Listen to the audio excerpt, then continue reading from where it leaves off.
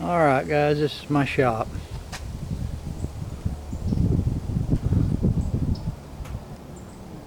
Maybe springtime I'll clean up.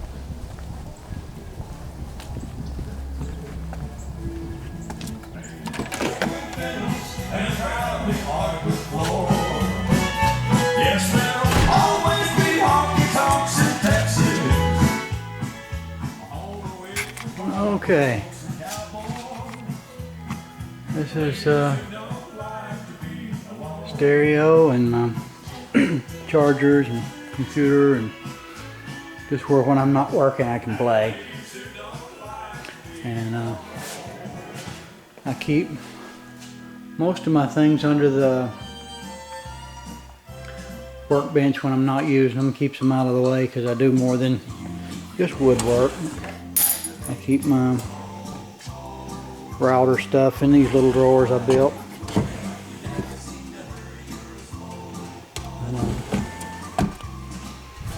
have a JESSM router table with a port cable 7518 router, and it just slides out when I need it, and it's already plugged in. Just slide it out, use it, slide it back when you're done. Have a Delta miter saw. It's okay. It's a little cheesy, but I don't use it that much, so it does fine for what I use. I got my belt sander. I use it a lot. It rolls out easy. My planer, it rolls out, turns, and my joiner, it rolls out also. But when I'm not using them, they just roll back and out of the way. That's my Rikon 14-inch bandsaw. One of the best things I've bought in a long time. My drill press and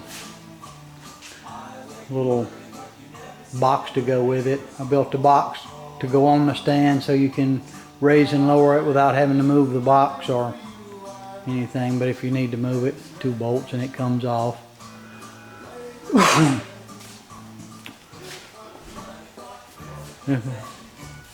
Grizzly dust collector. Does a good job, just I don't like pipes and stuff all over the walls. Grizzly lathe, it's one of their bigger ones. It does a real good job. Good enough job to where if something happened to it and I was going to buy another one, I'd buy another one just like it.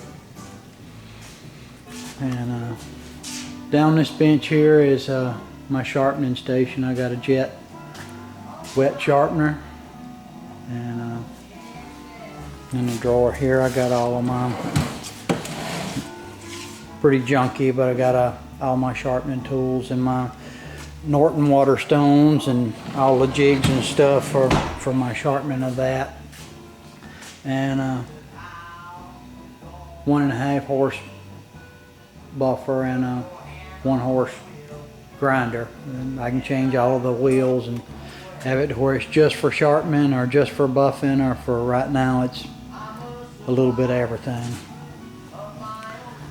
And here's my jet drum sander.